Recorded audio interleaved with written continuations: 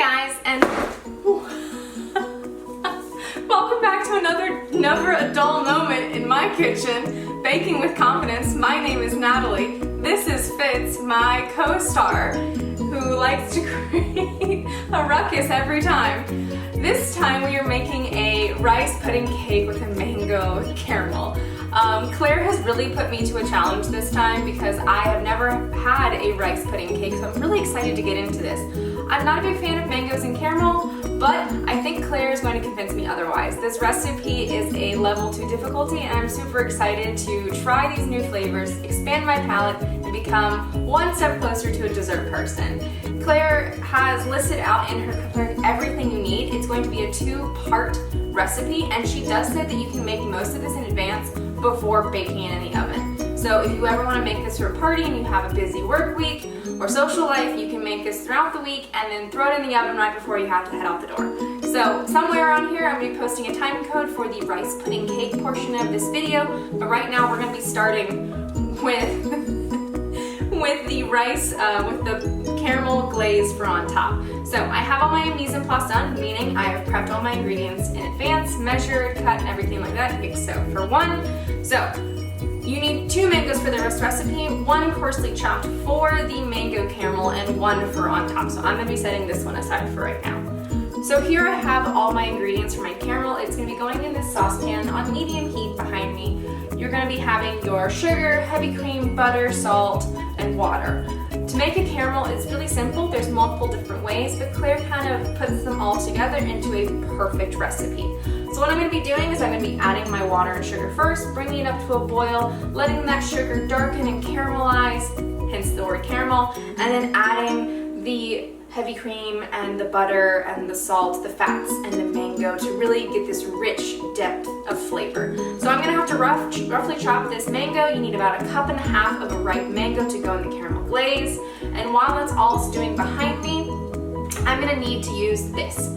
You might not have this at your place, but before I had this lovely tool to brush down the sides of my pan so my caramel and crystals all get worked in, I used a paintbrush. I'm not gonna lie, paintbrush before this, it does the same thing. If you have a basting brush for meat, if you have a paintbrush, if you have a pastry brush, great. Use it for when you're making caramel so all of the crystals of sugar get down there and none of them stick to the sides.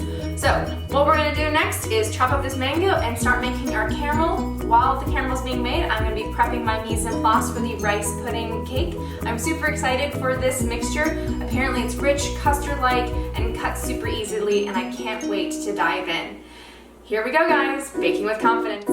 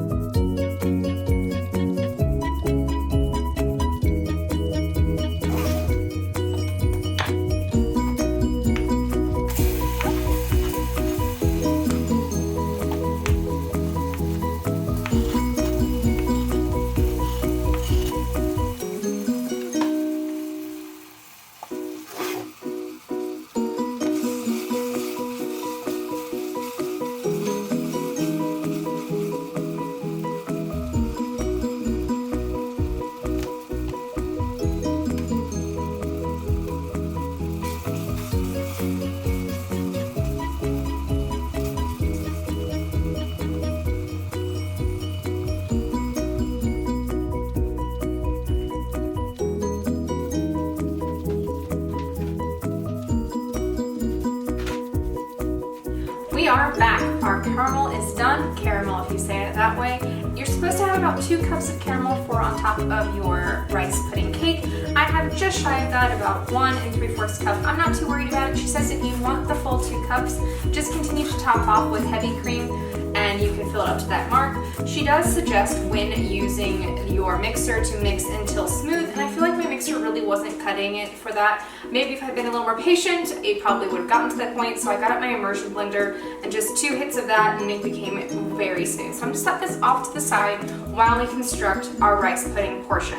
So I'm just gonna set that over here. I do have my mango off to the side. That is for plating at the very end. So this could be a 2-pan dish. You could use your same pan that you make for the caramel in to cook the rice in, and then you can use the one for your oven.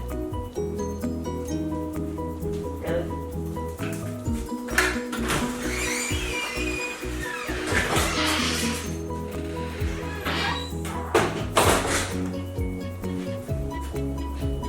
So what I'm going to be doing is I'm going to be adding all of my ingredients to this pan, bringing it up to a medium heat and a low simmer, and then dropping it back down and adding in some of my fattier ingredients like the eggs and butter. So in goes the sugar, the risotto rice, milk, evaporated milk, and vanilla, cardamom, dark rum,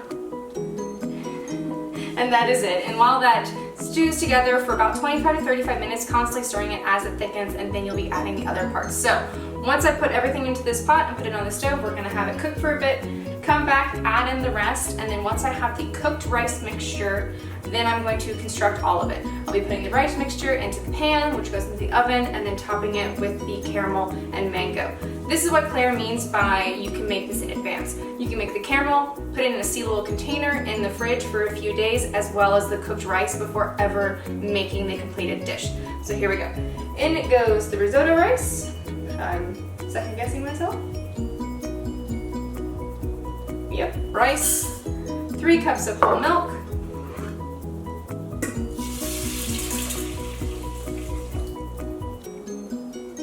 evaporated milk, make sure you shake.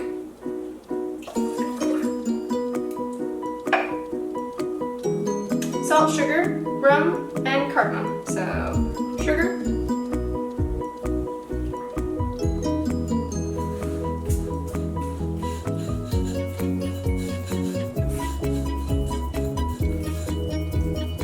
cardamom,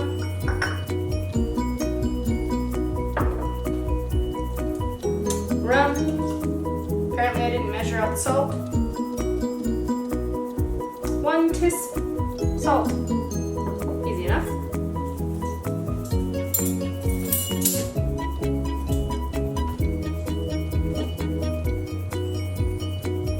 Where did the salt go? There's the salt.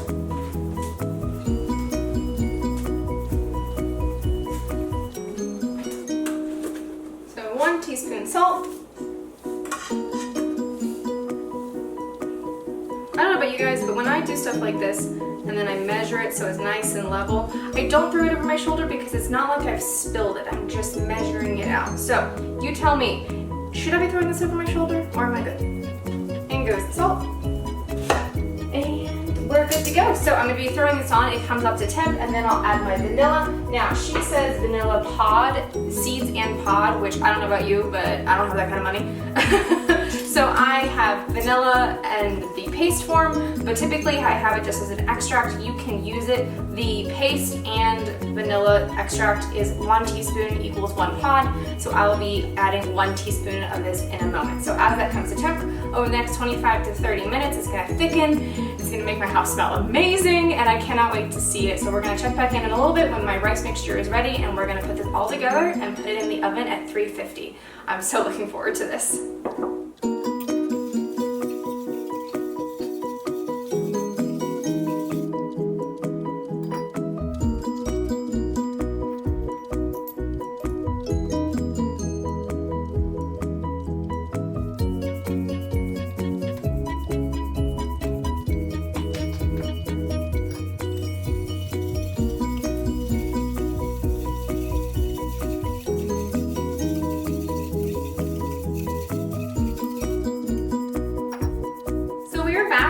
have our rice pudding mixture heated all the way up. It takes a lot longer than I expected, even though I read the recipe and I understood it completely.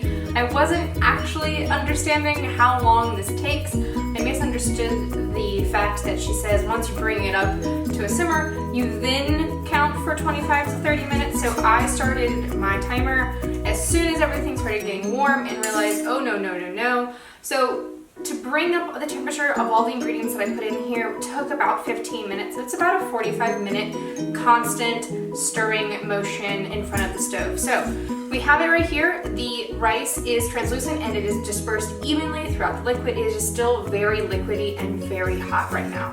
So at this point, we're going to be adding the butter, stirring that in, lining our pan, and then as it cools down, we are going to add our eggs. We have 2 eggs and 3 yolks. So first things first, I have 4 tablespoons of butter that I'm going to be adding one at a time and stirring it in so it is incorporated completely. Hello. So she says just to whisk it into the mixture and let it dissolve easily. And like I said earlier, this could easily be done in 2 separate days if you need to break this up before making it, because she says it's only about an hour and a half time, but as somebody who is baking their way through it, it feels like it's taking me longer to do that than her, but she is a professional chef, so that probably has something to do with it. So I'm just casually stirring about 1 tablespoon, maybe not even, at a time, slowly incorporating it, trying to cooling it down so it will be cool enough to take the eggs, because we do not want our mixture super hot or else it'll curdle our eggs and I would have to start over again, and I would not be doing that tonight. That would be a tomorrow activity. So we're going to be adding those in one by one, kind of releasing some of the heat. When I was reading through her recipe while I was stirring over the stove, she mentions that the rice pudding is a year-round thing. You can do this anytime you want. You can make this cake any time of the year. And she says that because you can add preferred fruits on top of it. If you don't like mangoes, you can add raspberries or other types of stone fruits, maybe plums, anything that you want to go on top. I'm of course sticking to her traditional recipe because I want to see how closely I can get to hers, and I want to try these interesting pairings and expand my palette when it comes to dessert. This looks amazing. I'm actually kind of excited for this. Never having rice pudding growing up, it smells really good. It tastes super sweet, so I hope that the caramel offweighs that with a more savory note. I don't know how I'm gonna feel about the mango. I've tried mango 100 times and I feel like each time I don't like it, so we'll give it a try. We'll give it a try. I feel like chocolate might be something interesting to add to this. Maybe a chocolate sea salt on top, because chocolate and mango, caramel, all that kind of goes together. So that might be an experimental on the side thing that I do.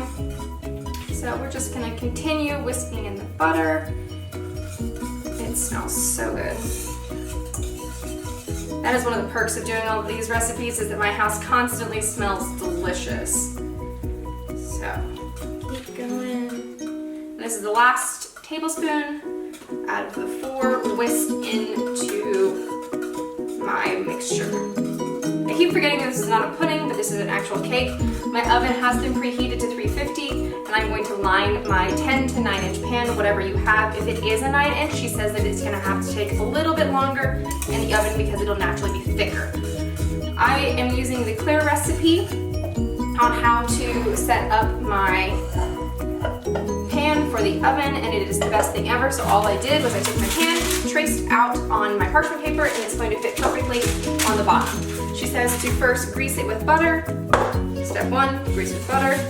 And I'm doing the bottom too so the parchment sticks a little bit better.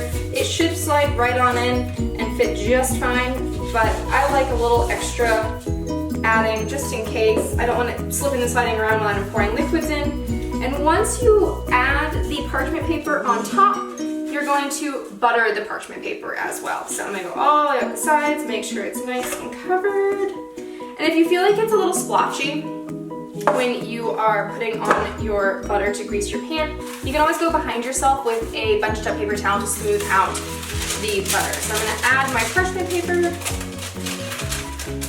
Goes in like dream.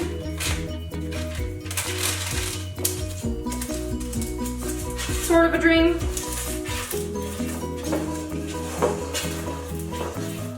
Beautiful. Now I'm gonna cover this as well with butter so it completely, the more butter the better, right? I feel like that is the way of the cooking world. So nice and greased up. So while I'm doing this, hopefully my mixture is continuing to cool down so I can add my eggs. So here we go, good to go for the oven. And don't worry, I have not forgotten about this mango. This mango is gonna come back and play momentarily. I'm gonna give this one more whisk. I can see some butter pooling on top and I wanna make sure it's completely incorporated before I add my egg mixture. Double checking my recipe to make sure I haven't missed anything. The next step, I'm going to be beating the eggs separately together in a smaller bowl before whisking it into the mixture. Once it's completely combined, I'm going to put it in the oven for 40 to 50 minutes. So we'll see how this goes. Make sure that when you're testing it, use a toothpick or a cake tester and it comes out clean. So set that aside. I have my 3 yolks already right here. And then I'm going to add my 2 eggs. I use a chopstick or a fork to mix up my eggs. Whatever you have on hand is what you can use. I think in a pinch I've used a knife.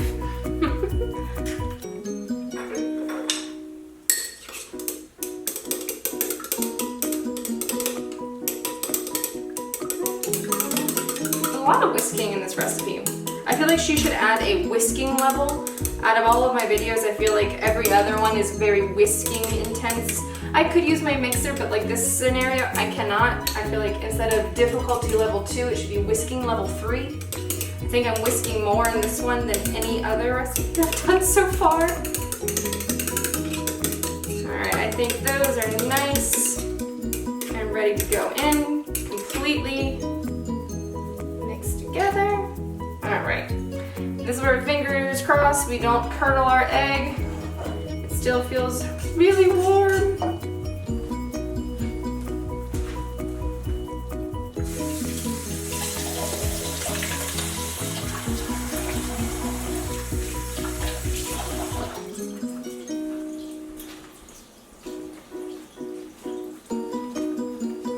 So let's see. Pour mixture into a pan. Into the water. That's hot. Alright, here goes nothing, guys. Just gonna slowly stream it in, little by little, to prevent anything.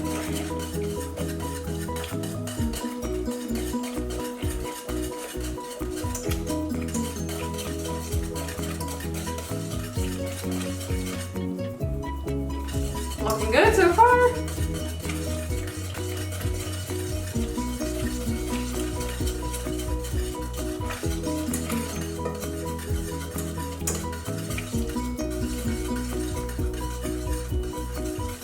Alright, in goes the egg. Incorporate completely into the batter. Is this a batter? I'm gonna call it a batter. Alright, that looks good to me. At this point, it is ready to go in the pan and go straight into the oven. So, I'm gonna get my pan, and here we go.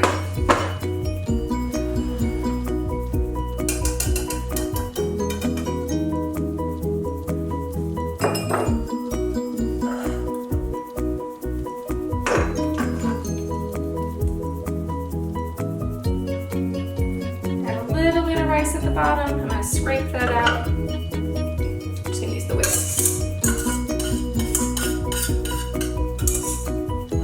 No, I'm going to use a spatula.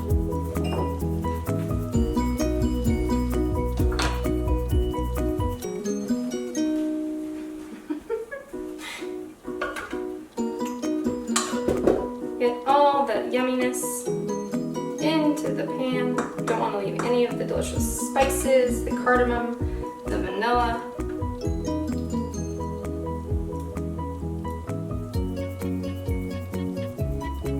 Alright, there it is. Ready to go. I'm going to pop it in the oven.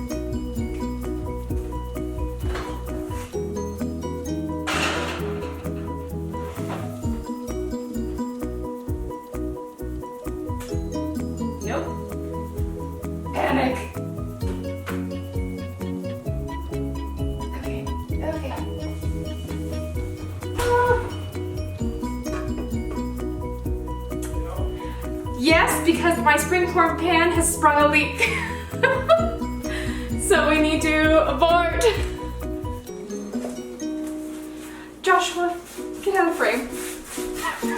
Okay, well, here we are, back at it with most of the rice pudding has made it back into the pot. A little bit in my oven, a little on my floor, a little on the counter, but you know, it would help if I correctly read the recipe. It does not say a springform pan, it says a cake pan. So I have a cake pan now, and I'm going to line it again for us, and I'm going to make sure this is all done. See, you'd think I would have learned my lesson at this point because I did this 3 months ago with quiche. I put quiche in a springform pan. 3 quiches in 3 separate springform pans, and they didn't start leaking until they were already in the oven. And I opened the oven because I was like, I am a professional at-home chef. I don't need to time my quiches, I'm just gonna wash them. So I opened my oven and I had baked quiche all on the bottom of my oven, and my quiches were leaking, and you'd think I would have learned something. I have not. Here we go. Pippin is very excited. I'm excited. So I'm gonna put this behind me and I'm gonna line the pan. And clean up some more rice pudding behind me. So we have a cake pan, what you actually need, and we have parchment paper. And Claire's method is you basically just place it on the parchment paper, grab a pencil. I use Sharpie because for some reason I can never find a single pencil in my house. Trace the bottom of the pan, and then cut.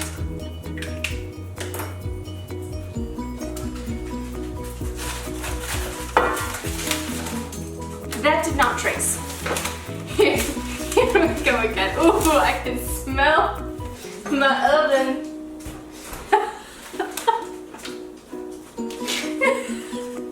Rice pudding in an oven without a pan does not smell as good as it does in the pot.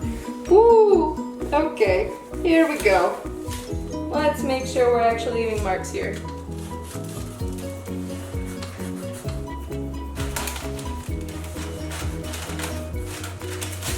That's a little bit better.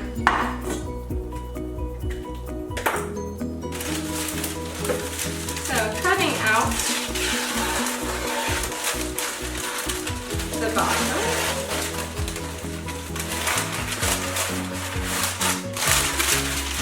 Does anybody else find parchment paper just a little bit annoying? Like, it's so helpful, but I literally hate it. Parchment paper is equivalent to silicone, to cling wrap, to cling foil, to cling film? Cellophane! There we go. They're both so useful, but they are so cumbersome to use. I'm personally an aluminum foil person. That's my friend.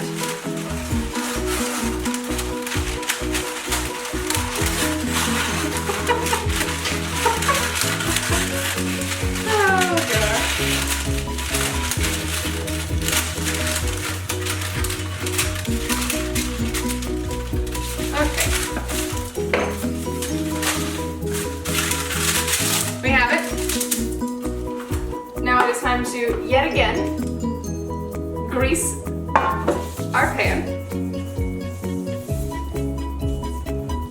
This time I'm actually going to use a paper towel because my butter has sat out so long that it is very soft.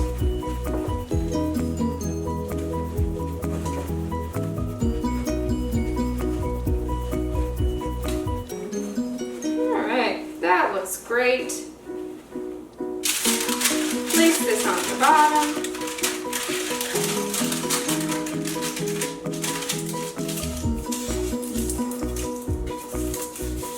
Excellent. One more go with the butter. Glad I reserved 2 tablespoons for this. Seems like I needed it.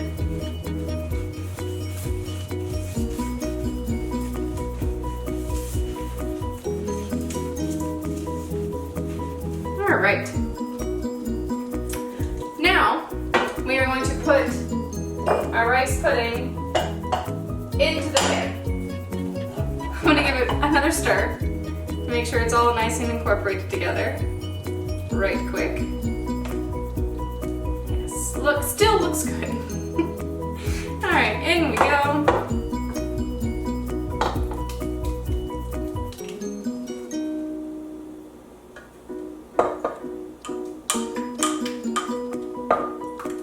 Woo, she's full.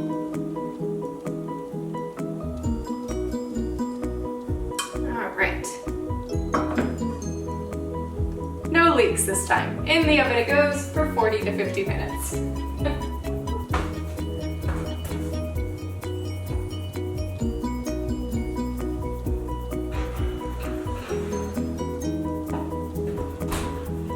While it's in the oven, I'm going to cut my mango. My mango is purely for decoration, and you can thinly slice it, you can cube it depending on what you want to do, but I'm going to slice mine. I think it's going to look really pretty with the fanned out slices of mango on top. So, you need to grab your second mango, a cutting board, and a knife. Have a mango. Oh, and a cup. Can't forget the cup. You might have seen me earlier skinning my mango. I don't have a cup. I need a cup. I tell you to get a cup, but I don't have a cup. So let me get a cup. Sponge.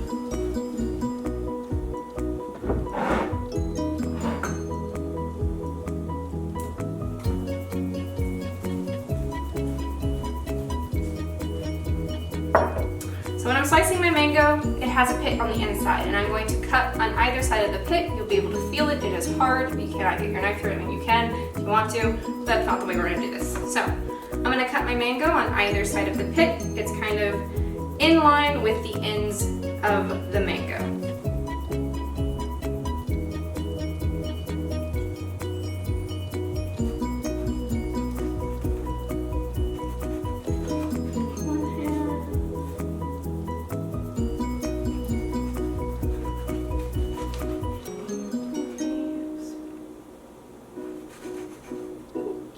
You can feel it when you're cutting through. I just felt it when I was making that cut, so I know how close I am to the pit.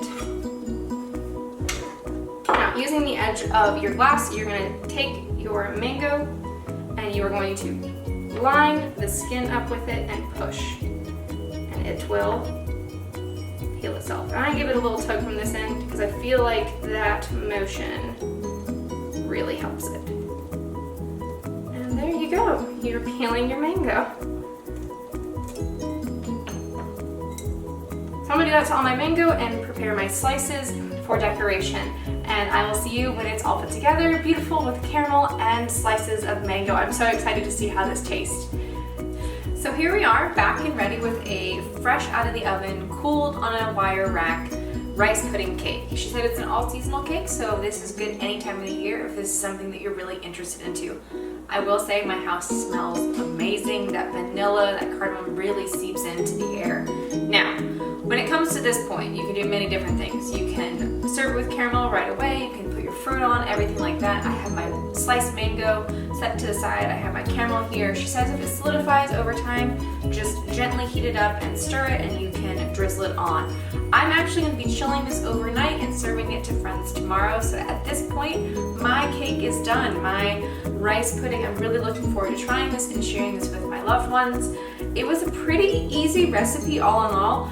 I wouldn't say there was anything hard about it, even though it was difficult level 2, but I would say it's time consuming. If this is something that you want to do, be prepared to carve out 2.5 hours of your time to make this happen. I would definitely recommend spreading it out over a couple of days if you want to bring this to a potluck dinner or something like that, but all in all, this was a great experience and I feel much more confident in doing things that I've never done before. I've never cooked a cake with rice in it before.